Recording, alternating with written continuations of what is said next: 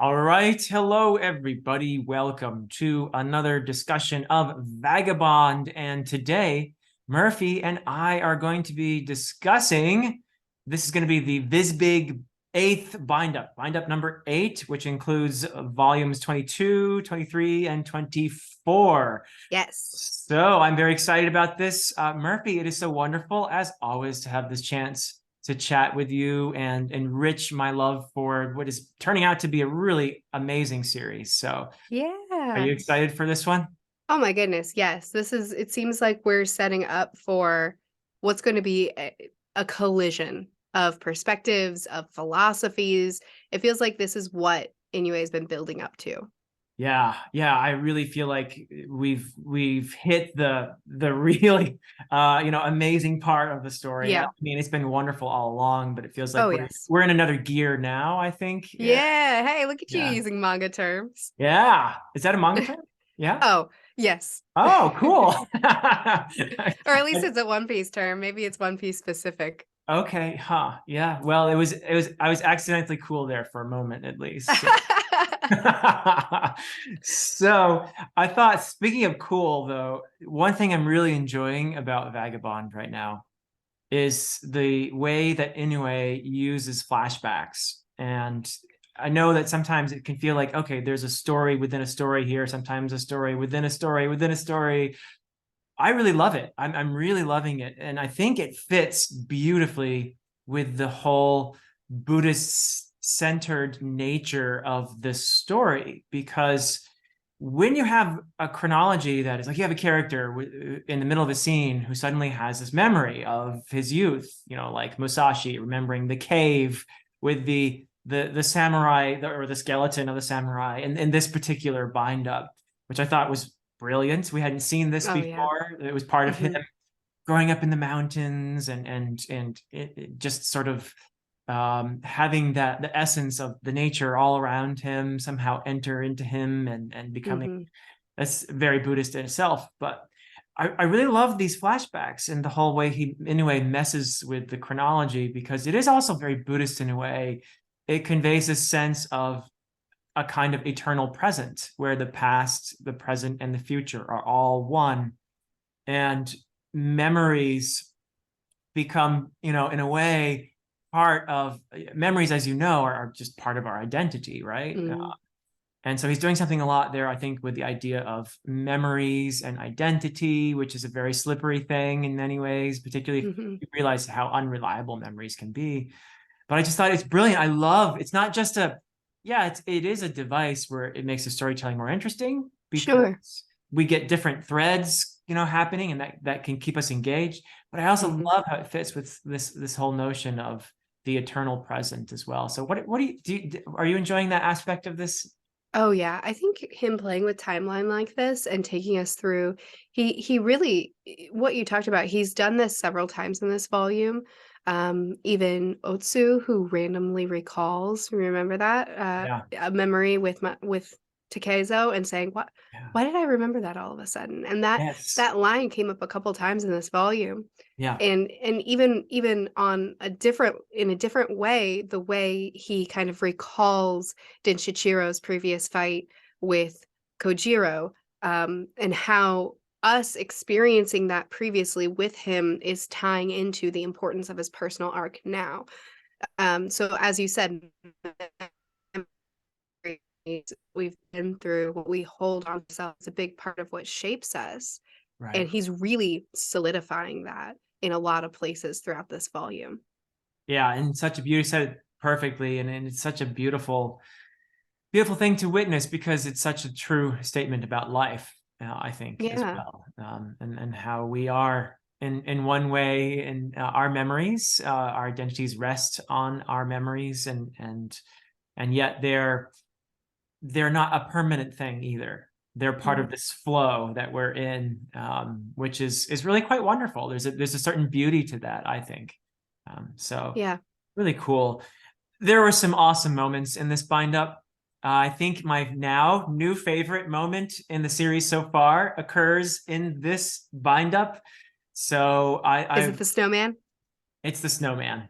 It's the Really? man. Yes, It's yes. so fun. It's I such a wonderful, joyous scene. What did you think of that scene? Let's just go for it. Oh, Yeah. okay. Yeah, we can just be all over the place in this one. Yeah. So the snowman, I love it because I think that Inoue's personal humor and like lighthearted charm shone through in this bind up a lot more than what we've been seeing previous.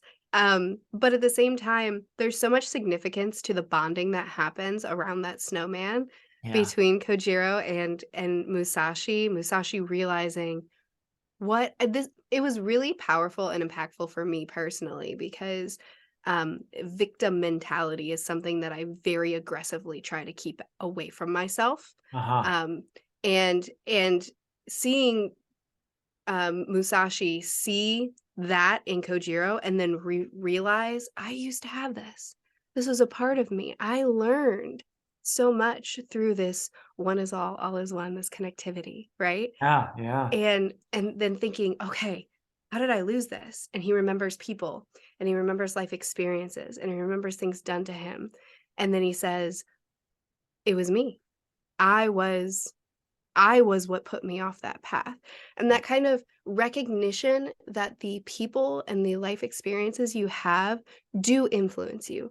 They do shape you, but ultimately you get to choose your path. I really connected with that moment for him. Yeah. It's just so beautiful. And there, like you said, there's a lightheartedness to this scene. I've come to love both of these characters in their separate trajectories, which often parallel each other in some very Yeah. interesting ways.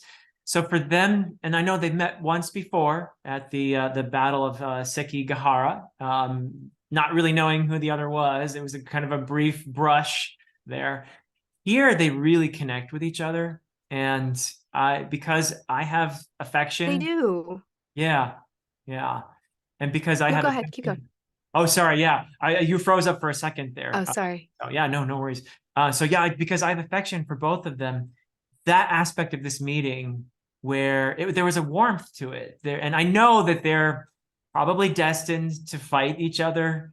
And I know where this is probably going to end up, but right now I'm just so glad that they met on these terms. Mhm. No, I agree, I agree. I wanna do you have more that you wanna say around the snowman? Oh, I mean, I feel like I could talk for the whole hour about that one scene, but yeah, yeah, and the idea of remember when we talked before about being in the zone and Yeah, being in that yeah, just that moment of connection and bliss and transcendence, yes, and that's what I think Kojiro is much more easily getting attached to or is becoming in that zone that zen state of mind. And when he finally does this with this little I love how they're playing with sticks, and he finally just does this, yeah, and they both smile and they realize that's it right there, you got it, and they both smile because they're yeah, one in that moment, they're sharing yeah, that joy. I love that bit mhm. right there. And so that idea of being in the moment, being in the zone, being 100% there, just a gorgeous moment as well. I agree, and continuing with their connection, there's, again, a lot of humor that he plays with, that he pulls on here. I love this is what you were just talking about, that smile, that excitement, that Yes. joy, and Yeah. then right after that, where And he the cheek. it's Yeah. so cute. It's Yeah. adorable. Yeah. Um, but anyway, we were talking in my Discord about how funny it is that these two people, these two adults, grown men, samurais, warriors, Yeah. that the way they connect is by playing with sticks and by imagining that they're fighting, you know? Yeah. And and somebody was kind of laughing about like, "Oh yeah, that's so them." But I was like, it's so everyone though, I think, or at least a lot of people, because I pulled up this really old picture of myself as an adult having a lightsaber fight because like I don't think you outgrow that. I just had a sword fight with my kids earlier this week. Like you don't outgrow that. It's fun. And yeah, it's I love that kind of childlike nature that I don't think you outgrow. Maybe some people do. I haven't yet. And it's like it's just they are able to let go and just understand each other and have these people that I think speak they add so much to the story. Yeah, yeah. That is so true. The playfulness of this, and I think you used the right word, the childlike aspect of this, because they are like little boys playing with the sticks in the snow. They are. Yeah, and it's just it's a wonderful moment in here, and I just love that Inoue gave us this, and Mhm. there's a spiritual thing going on at the same time, and I think Musashi realizes too, and he says later to the fellow who sharpens the swords, Mhm. I know who would have won if it had been a real fight, right? And I don't think he means himself. No, He means but I Kujiro. love that. Yeah. I love that that's a really big thing though. A big part of Musashi's arc so far has been this kind of I don't care what happens, I'm gonna fight to realizing the value of his life and choosing his battles. And that really ties in with something that happened earlier. We haven't dug into Dinshichiro yet, Oh yeah. but his desperate desire to learn from his brother even after his death. Mm. And the note that Seijiro, how would you Yeah, say I usually say Seijiro. Seijiro. Seijiro? Okay. Yeah. The note that Seijiro left him saying, choose your battles, essentially. Don't enter a fight unless you're assured of how it's going to turn out. And then you have Musashi who's having this play fight, and then it starts to escalate. Are they reaching for their swords? Then they get interrupted, and he realizes, I know who would have won that. That kind of keen understanding of your opponent, I think, is something that's really being zeroed in on in a lot of different places as well.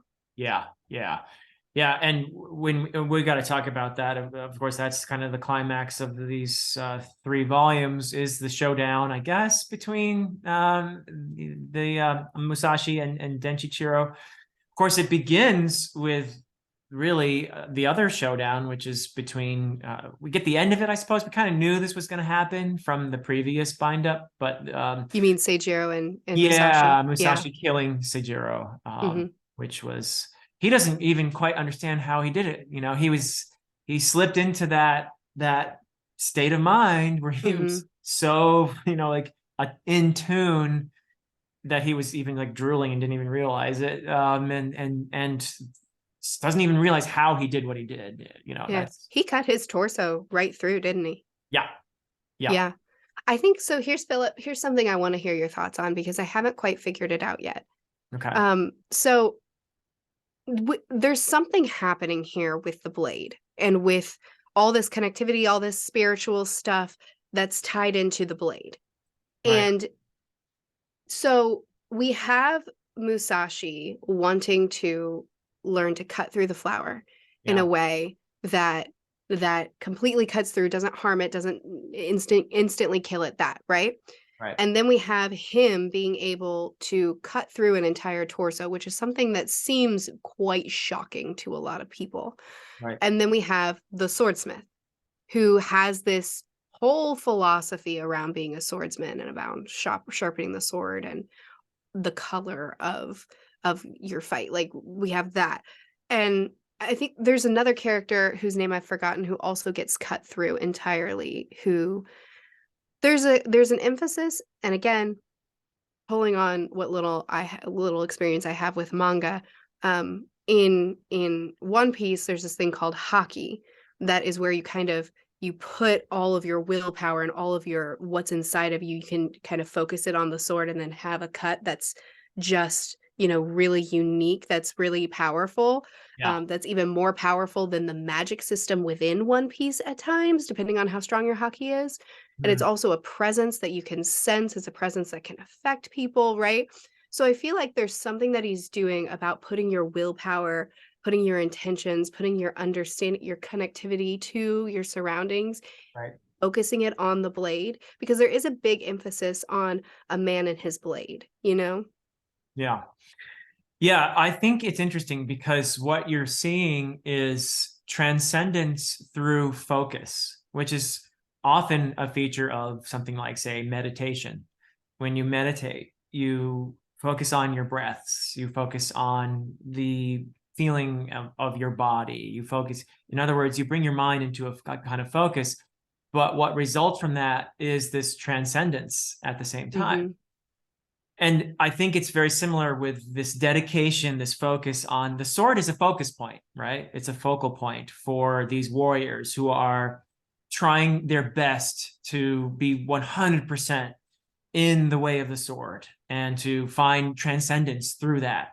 And you see these moments that Musashi has, he latches onto that and he's there, like when he kills Seijiro. And it's elusive though. It's very elusive. You can grasp it for a moment and then it's gone, you know? Yeah. So I think that's kind of what we're seeing here with a lot of these moments of transcendence of the character like Musashi, and Kojiro is the one who seems to be more able to hold that because of the fact that he seems to have grown up really more inside himself than other characters, and that's presented anyway, I think, as partly at least a byproduct of his deafness.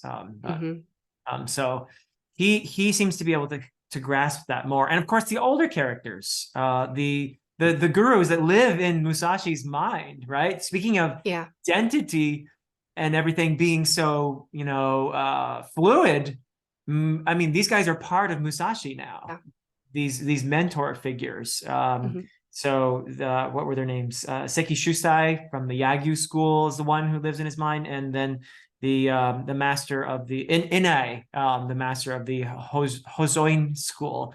I'm sure I'm butchering that pronunciation, but no, that's great. But you know what I mean? They're part of him now.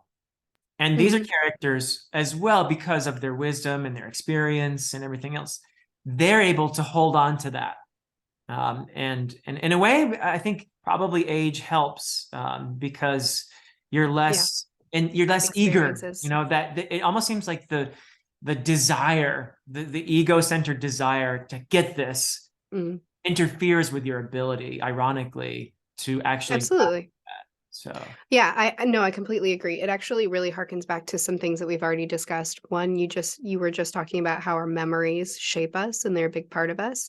Someone who's had more time to experience, to have those life experiences, is naturally going to be shaped more. But then two, I forgot what my second point was. You'll remember eventually. I'll remember it. I'll call it cold brain.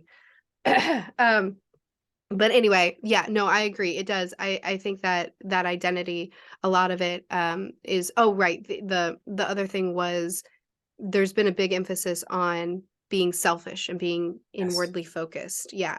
And we've seen an instance of someone who has grown and had experiences and fought for the samurai life and found it very unfulfilling. So he wasn't able to gain that enlightenment. And that's in Kojiro's dad. And then we have those that were able to find that enlightenment, and in doing so can use a scratching stick as their weapon, which is harkened back in this bind up as well. Yeah, that's really good. Yeah, but then also too, going back to the blade, which again, I still don't fully understand what Inoue is doing with this just yet. Hopefully I'll figure it out soon. But I think that goes back to the snowman thing as well. The fact that they're, whatever it is that they're able to do to put that extra power or that extra something into their cut, they were doing that with a twig that could be snapped. You know, we saw Musashi try it and snap the twig because there was something he was missing. But then when he recalled that experience he had as a child in the cave and learning from his surroundings, then suddenly he was able to do it. Was it because he was connected to the stick, or was it because of, I don't know yet. Well, I think the stick, the sword, they're focal points. So when you're rock climbing and you have that experience, almost a transcendental experience, right? It's because you're very much focused in that moment. You're there. You're 100% there. 100% of your being is being poured into that moment. And so I think you're experiencing something similar. Or when I'm playing tennis and that tennis ball, I'm only focusing on that ball and nothing else. So the rest of the world is in that tennis ball, Yeah. And the tennis ball has transcended and become the world, you know? And No, yeah, no, I really I understand that. think that's kind of what's going on with the sword. Yeah. And of course the sword is a much more cool thing maybe than a tennis ball. But I think it's similar. And Yeah. that's I think where at least that's how I understand it right now. Yeah. No, that makes sense. That makes a lot of sense. I think you're on the right track with that. I'm just noticing a lot of patterns and I'm waiting to figure out exactly what he's trying to say with it all. Yeah. Something that we talked about in our previous chat. Sorry, my voice is just getting worse as we continue to Oh, talk. it's okay. Yeah. Something that we talked about in our previous chat that I think was really cool in this one is when we talked to the sword sharpener and he gave his philosophy around the sword. A sword is a sword. Its purpose is to cut and kill. Beautiful because of its purpose as a weapon. Forget that is to lose one's way. And then he kind of justifies murder and says like it's fine to do that as long as you're finding your color as a fighter, right? Yeah. And we talked in the last one about how well Inoue does it bringing you into different philosophies. Yeah. In a way, the purpose is to understand, not necessarily to agree. He's not necessarily trying to tell you what to think. He's just trying to understand a lot of different perspectives and the way of the samurai, where, we wouldn't agree. I certainly don't agree with this man's philosophy. We Right. wouldn't agree with it necessarily in 2023, but the point is to see how this philosophy was shaped and to understand how it was how it made sense to them without having to align with it, you know? Yeah. I think what may be hard for us is the fact that violence is at the heart of the way of the sword. In other Yeah. words, in order to achieve this state of oneness, of transcendence, and if you're following the way of the sword, you're committing an act of violence. You know, it's in Mhm. combat. We've seen it in several instances of Mhm. combat where someone, Musashi particularly, will realize this state in the midst of combat. And on the one hand it's cool and it's spiritual, but on the other hand it's he's killing somebody, he's maiming Mhm. somebody. And they seem so dedicated to having this experience, to reaching this state, that to them that's okay. That's a price that's worth paying. Yeah. Whereas from our perspective, the whole side of this that is the violence, I think, is what's it's kind of like, whoa, Mhm. that's it's more abhorrent in a way. I mean, I'd Absolutely. rather reach that rock climbing or playing tennis, and then killing somebody, right? Right, right. Yeah, it's a little bit less harmful, but we do get to see the effects of that in this bind up where we Yes. see how, Musashi fighting, he finally got to face off against the head of this school, which is what he's been working towards all this time. And he cut him down and he cut him down well. And then we see him just kind of sitting there alone saying, "This wasn't as satisfying as I thought it was going to be." And then Right. on the other side of it, we see Den Shichiro and we see the very physical, personal effects of this samurai way, of his mourning and his loss and his almost losing himself Yeah. in the pain that's been caused through this honorable fight and how empty and unfulfilling it is really on both sides. Yep. Yeah. An interesting character, I think, to bring into that discussion is Ueda, who Mm, is the very loyal member of the Yoshioka school who is trying his best to protect Denchichiro from what he sees as the inevitable. And I really kind of feel for this character. oh yeah. I've always felt like he's kind of like the most noble member of the Yoshioka school, and he's very loyal, which is a Yeah. virtue most of the Hmm. time. But of course, that leads him to do something I think kind of questionable. He's looking for ways to sabotage Musashi. He Yeah, even, he's taking the honor from the fight. yeah, yeah, and he pulls a gun on him. Of all the things, Hmm. we've seen Hmm. how people who are dedicated to the way of the sword feel about Oh guns yeah. before. Yeah. Pulls a Hmm. gun on him Hmm. to try to stop this from happening. So, yeah, what did you make of Ueda in here? Yeah, no, I think he really speaks to kind of the other side of what Denshichiro is facing, where he's mourning and he's devastated and losing himself, gaining sickness over this. Um, but then at the same time, he's also exiling those that are closest to him, and You know, he's really spiraling in a lot of ways, but he's also one of the things that Ueda is doing is he's telling him, "Look, you going to this fight and potentially, likely dying will destroy this whole school. Yeah. Your actions affect more than just you."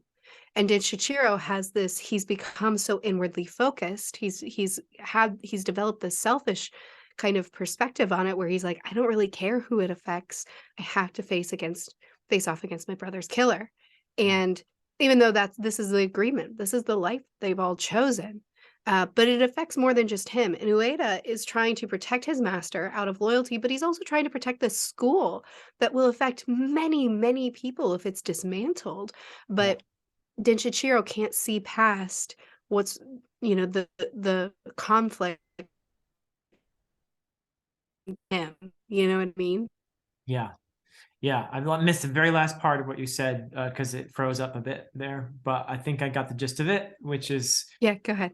yeah. So Densichiro's decision. I mean, on the one hand, he's trying his best to be honorable, right?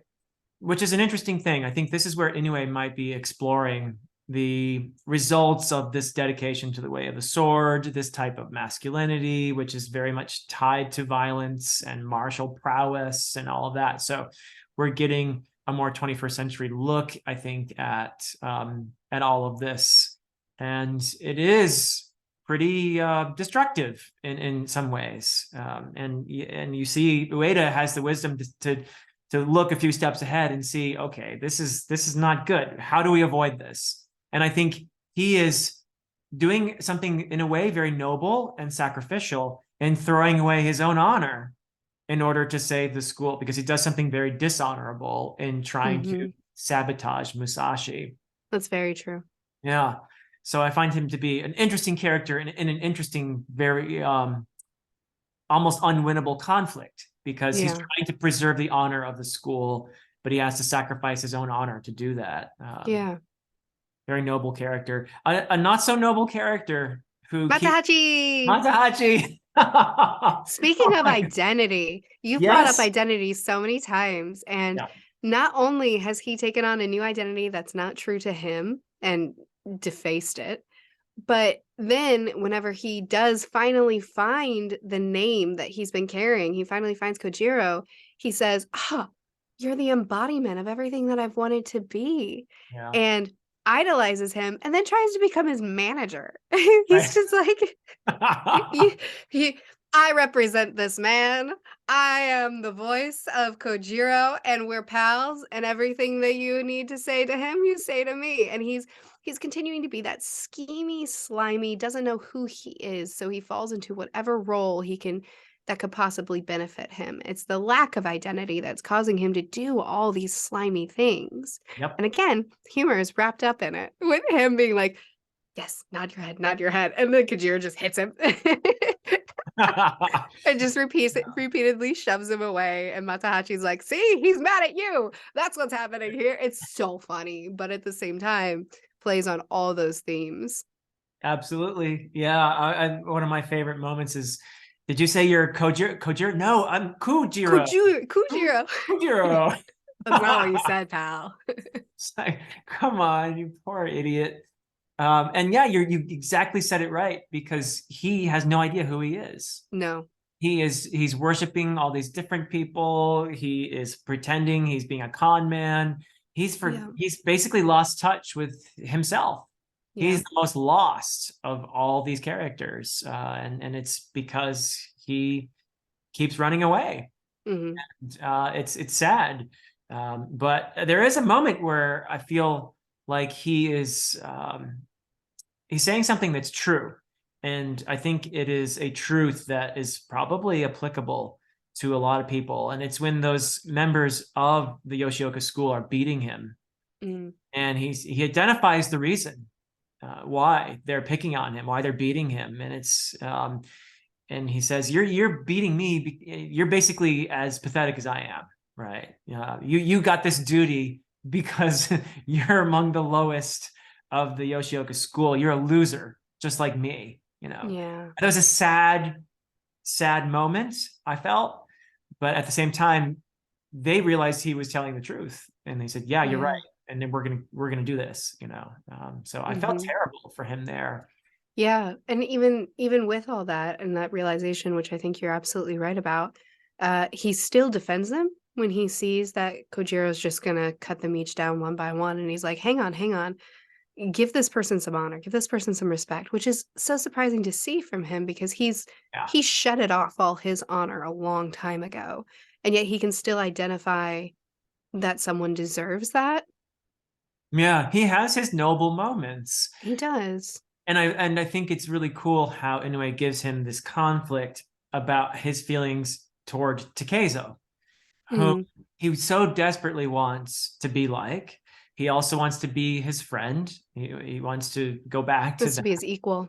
He wants to be his equal, but he also hates him because, oh, Takezo, you've done this. You've become successful. I'm gonna get there though someday. And he's so far away. It's ridiculous.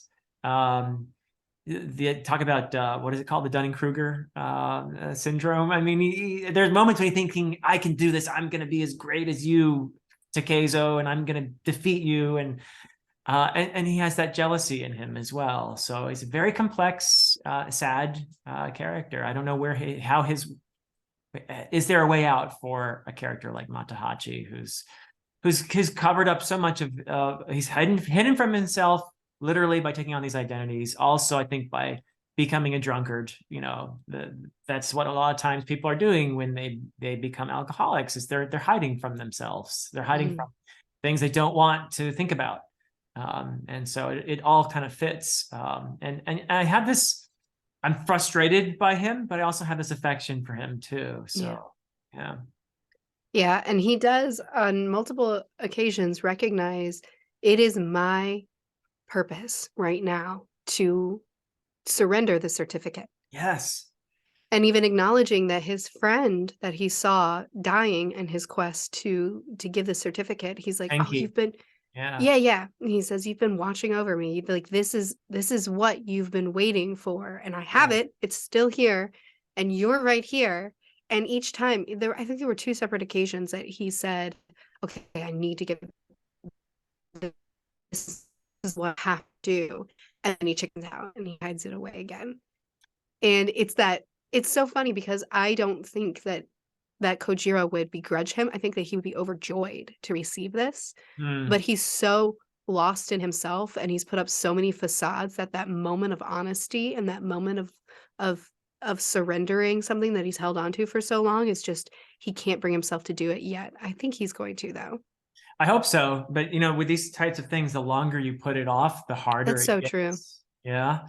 Yeah, The more fraught the moment will be when he gives it to Kojiro, because Kojiro's going, right. why didn't you give this to me sooner? Right. Yeah, absolutely. Uh, And we have looking into the future. We have the school, the members of the school who wanted Kojiro to be the one to fight on behalf of Denshichiro, and Denshichiro's stubbornness that is not moving. He's going to be the one to fight. And then we have Matahachi, who now has a bond with Kojiro, also has this fight with Denshichiro, and also has this history with Musashi. So everything's coming. They're all, yeah, they're coming to collide. So I'm curious, what do you think is gonna happen in the next bind up? Who's gonna fight who? How are these conflicts gonna come about? well, early on, I'm pretty sure you were going to see Musashi defeat Denshichiro. What I don't know is he going to simply maim him, as we've seen? It's been foreshadowed already. We've Mm, had a scene already where we see Musashi cutting off his hand. mhm, mhm, That's mhm. happened. It's kind of like, and I love that. I love it when a storyteller tells me what's going to happen and then builds up to it. Unless that's one of those scenes that's kind of half imagined, I think it was a half imagined scene. might That's be how I that, interpreted it. Because there's several scenes throughout this bind up and the bind ups previous where right? two people are facing off and they both kind of they transcend. They understand if we were to fight right now, this is what would happen. Right. And I think that's what was happening when Denshichiro asked him, "Was my brother a good fighter?" And he's like, "Yeah, of course he was. I mean, look at me. Look at my eye, right?" Right. And I think that's what was happening. If we face now, I will lose this arm, but I could be wrong. Maybe. Yeah, it's hard to tell. I mean, it Mhm. is deliberately ambiguous, I think. Mhm. But yeah, you're right. So even when during the stick fight with Musashi and Yeah, Kojiro, yeah.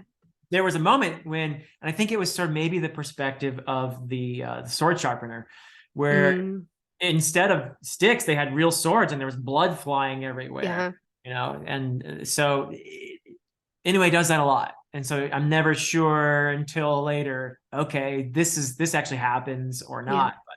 But I have a feeling that Musashi is going to win this fight. I don't know if he's going to kill him, Denchichiro. In a way, I hope he doesn't, because I'd love to see Denchichiro come to a point where, a bit like what happened with oh gosh, what was his name? The one with the chain and the sickle. Yes. So he reaches the point of, okay, now I can let go of all this, Mm, because he's no longer physically able. He's had his fingers yeah. cut off. He's had Yeah. this near mortal wound, or it's not even clear. Does he die from that or not? I kind of hope he doesn't. I don't think so because he begged Musashi to save his life, and the Yes. implication was that he did get him stable so that the little Yeah. girl could continue to care for him. Yeah. So I think he's reached a point, almost forced, but there it is. And it's with relief in a way, like, okay, now I don't have to do this anymore. I hope something for that for Denchichiro, because I don't think he's really cut out for this. Denchichiro Yeah. has been trying so hard to live up to this, and he's just not that, right? Yeah, he's been working to get the constitution of a true samurai, and it's been tremendously difficult for him to get the will to kill someone. Yeah. Like when he breaks that rock, everybody Mhm. there takes it as, oh, he's gonna win. Mm, Well, wait, that rock is very much tied to the Yoshioka school. I had a mm, very different reading of that moment where I felt, right. ooh, that could be the end of the Yoshioka school. Yeah, So, that's I like that. Very, very good. Very yeah, good. I didn't read into the rock that much, but I think you're right about that. I do think that Musashi is definitely I think Musashi's time to be cut down, whether that's a very intense wound. I assume that's a really intense wound. The time for Musashi to have the same thing happen to him as what happened to the chain and sickle man, yeah. it's coming, Mm, right? Because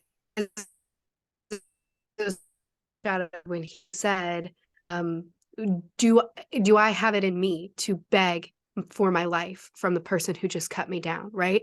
yeah. So that has to come back around. There's going to be a point where he does that, but I think Otsu has to be present for that to happen Mm, because it has to be about the people who he's chosen to keep in his life, yeah. and she's one of them, inevitably. Um, so I don't think now is his time. So I think the only result is for him to win this fight. And I think it Yeah. needs to be because of Dinshichiro and everything that's happened in his arc as well. So I agree with you. He's going to cut Dinshichiro down. Yeah. Um, and then hopefully, finally, he and Matahachi will have to hash it out. And Yes. I don't know. We'll see. There's a lot of options here. Yeah, I think, well, the inevitable showdown is going to be Musashi and Kojiro. I And think so. Kojiro, it's interesting because when we last saw him, I think he's in a pretty bad state, right? I mean, he was being chased around, and we don't know yet what happened. We're going to get a lot more flashbacks from his point of view, because we don't know what happens with Ito in his life, right? Right.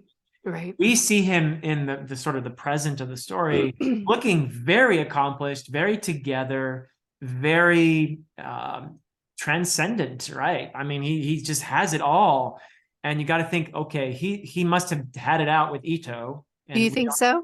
I think so. I don't know Okay. for sure, but I feel like we're gonna get more flashbacks from him Mm, that explain what happens with him and Ito. okay. I think I Maybe I didn't. could be wrong, but No, you might be right. I think I didn't understand the timeline when I was reading this because uh, I assumed that he was wounded, badly wounded from the conflicts he's had since Ito abandoned him, right, fighting without sleeping or drinking and being injured. And now this has been the culmination of that. right. And I didn't realize that we had experienced another time skip where he's already had it out with Ito. You know what I Yeah, mean? but I could be wrong, but I think there's been enough time, possibly. But Ito has the intention, or last time we saw him, he had the intention of having it out with Kojiro, and because he was trying in that very sneaky, terrible way Yeah. to get him up to the point where, yeah, he's going to be my opponent, and he's going to Yeah. So that I might have think you're happened. right. Might have No, no, happened. no. I think I'm 100% on your side on this now because when he got abandoned by Ito, Takezo was still Takezo, Yeah. and now Yeah. he's Musashi. Right. And that all didn't happen just in the time that that Kojiro was fighting all those people. So I think you're right, and I just didn't notice the time jump. But yeah, I think you're right. We're gonna have a flashback and see how that, and that has me curious about Mononosuke as well, because he's Yes. still with Yeah. Ito, but he also doesn't have the constitution to be what Ito wants. No. Yeah. He's another Denchichiro in a way, I think. He is. He absolutely is. Yeah. So yeah, whatever has happened with Kojiro in these intervening couple years, he's clearly become someone very formidable and who Yep. is, I think, at this point in the story, ahead of Musashi when it Hmm. comes to the way of the sword. But and we shall see. It does seem to be really the inevitable is that these two are going to have a serious conflict, and will it be? I doubt it would be one where they're just actually hating each other. More of that. This is we're going to be in the moment, transcending kind of Zen thing where and they'll be maybe in some ways it'll be playful like with the sticks, Mm. but we've gotten it's a foreshadowing for sure what happened with the sticks and the snowman, that scene, which is probably my favorite scene now of the entire series so far. So Chain and Sickle and his whole sequence is still my number one, but okay. Snowman is ranked up there really high. Yeah, yeah. Well, it's a series that offers a lot of really iconic scenes, that's for It sure. really does, yeah. Well, I think we've done pretty well here today, and we don't want to go too much longer anyway because of your voice. But Sorry. no, no, no. It's been really awesome, and as always, and I think everyone will join me in wishing you well, Merphy, and a speedy recovery Thanks. for your voice. But thank you so much for this discussion. I've enjoyed it tremendously. Everybody, our Vagabond discussions are continuing, and basically we're switching back and forth between channels. So this one is on my channel, the next one on the 9th bind up. So volumes 25, 26, 27. Is that Yeah. right? But I think they're Mhm, right. Yeah, mhm. that's going to be on Murphy's channel. On your second channel, Merphy Napier reviews. So and of course we're both collecting all these discussions in our playlists. So Vagabond playlists. So check them all out there if you haven't had a chance to watch the earlier ones. Thank you so Awesome. Thank much. you. Thank Yeah, you thank again you, for Merphy. having me, Philip. Always a pleasure. Always a pleasure. And everybody, till next time.